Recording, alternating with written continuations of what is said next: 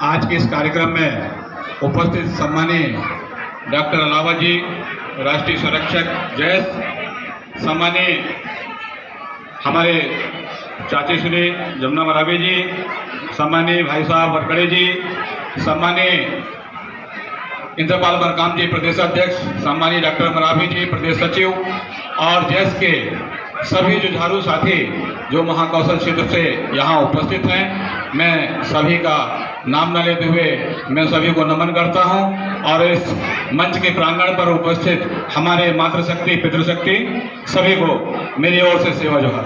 साथियों, समय की बेला को देखते हुए मैं संक्षिप्त शब्दों में अपने एक जो जानकारी है मैं आपसे साझा करना चाहता हूँ।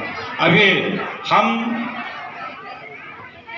हमारा जो सिहोरा विधानसभा क्षेत्र है या कुंडम जो आदिवासी ब्लॉक के लिए आज हम बात कर रहे हैं, इसके बारे में मैं संक्षिप्त जानकारी देना चाहूँगा। आप लोगों को पता होगा, जो लोग पूर्व में 1972 के पूर्व में जो यहाँ पर थे, अभी आज आदिवासी ये ब्लॉक है।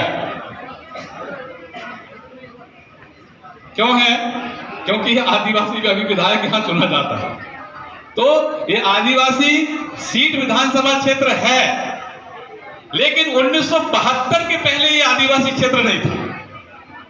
1972 के पहले जो लोग यहाँ जाति प्रमाण पत्र भी आदिवासी का नहीं बनता था। यहाँ के लोग जाति प्रमाण पत्र बनवाने के लिए अगर किसी को नौकरी करना है तो या पढ़ाई के लिए जाति प्रमाण पत्र आदिवासी के लिए चाहिए रहता था, तो वो निवास या सहपुरा जाते थे।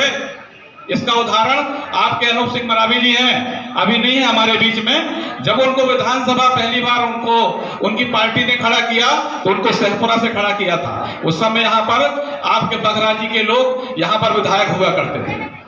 1972 तक सेठ गोविंद दास जी ने जब यहाँ पर परसीमन आयोग आया तो सेठ गोविंद दास जी ने कहा था कि जबलपुर क्षेत्र में आदिवासी है ही नहीं, और जबलपुर क्षेत्र की पूरी विधानसभा सामान्य क्षेत्र थी।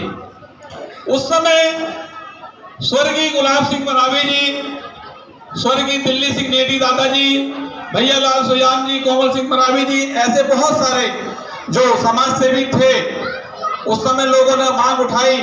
और आज का जो वेटनरी अस्पताल है, वेटनरी जो कॉलेज है जबलपुर में, यहाँ पर परसीमन आयोग की बैठक हुई और SMZ अली निर्वाचन आयोग के सचिव थे।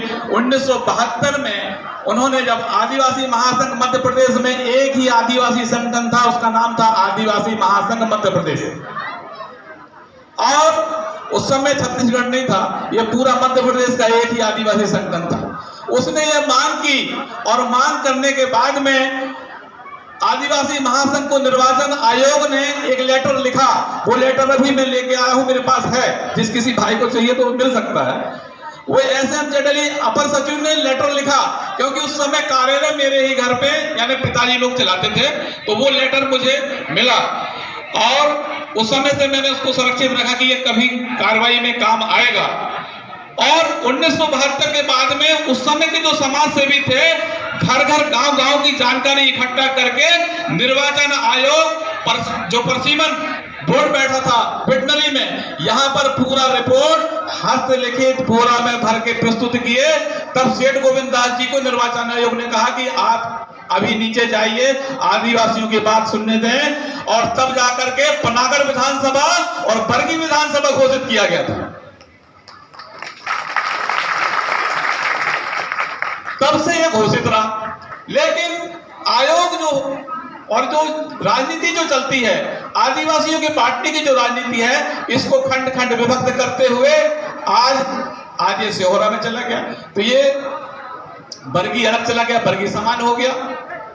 लेकिन इंदिरा गांधी जी जब देश की प्रधानमंत्री थी, उस समय उन्होंने एक प्रस्ताव पारित किया था और भूरिया आयोग 2002 और 2004 में लिखा है उस आयोग की रिपोर्ट में कि 1961 की जनगणना में जहां जहां जो भी ब्लॉक 50%, 45% से ऊपर है, उनको आदिवासी विकास खंड घोषित किया जाना है, शेड्यूल एरिया में लेके आना है।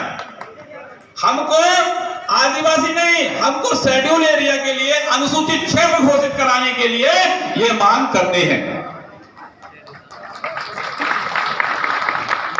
आदिवासी क्षेत्र में क्या होता है, अभी आपने देखा होगा, कुंडम से मेरी जानकारी के अनुसार मैं भी जबलपुर का निवासी हूं, बरगी क्षेत्र का, लेकिन वर्तमान में 12-15 साल से अभी डिंडोरी का निवासी हूं। लेकिन मैं ये जो मैंने देखा है कि आपकी कुंडम से लेकर के अमझर तक जो आपका विधानसभा क्षेत्र है, जो आपका विकास खंड है, आदिवासियों की जमीन गैर आदिवासियों के नाम पे चली गई है। क्यों गई है? यहां पर कलेक्टर अनुमति दे देता था। अनुमति देने के लिए बहुत सारी एजेंसियां काम करती हैं यहां पर, लेकिन शेड्यूल एरिया हो जाएगा तो कलेक्टर भी अनुमति नहीं दे सकता। ये जो है, हमको शेड्यूल एरिया, अनुसूचित क्षेत्र, हमारा जो आदिवासी विकास खंड है, इसको अनुसूचित क्षेत्र घोषित करना है। जब छिंदवाड़ा की एक राजस्व की यानी जो एक पटवारी का हल्का है, जब वो अनुसूचित क्षेत्र हो सकता है, तो हमारा विकास खंड क्यों नहीं हो सकता? तो साथियों, ये जो भूरिया आयोग है, भूरिया आयोग ने जो रिपोर्ट प्रस्तुत की है कि जितने भी हमारे 50% से ऊपर जहां जहां पर भी हमारी जनसंख्या, आज की जनसंख्या नहीं, आज जनसंख्या 40% भी हो गई होगी, लेकिन 1961 में जो जहां पर आदिवासियों की संख्या 50% से ऊपर रही, वे सभी क्षेत्र अनुसूचित क्षेत्र घोषित होंगे। ये प्रस्ताव में पारित है और ये लागू होना चाहिए, और इसके लिए हमको ये लंबी लड़ाई करनी पड़ेगी, ये संघर्ष करना पड़ेगा।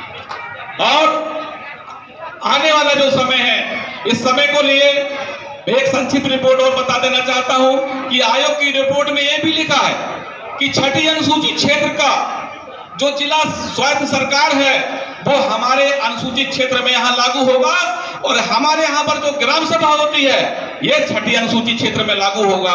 इसके लिए, क्योंकि वहां ग्राम सभा नहीं होती है, वहां पर जिला स्वायत्त सरकार होती है, वो संस्था पूरे क्षेत्र को संचालित करती है, और हमारे यहाँ ग्राम में ग्राम सभा संचालित होता है।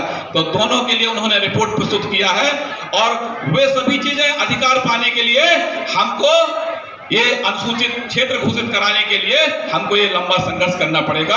संक्षिप्त शब्दों में मैं अपनी बातों को विराम करते हुए सभी को सेवा जोहार।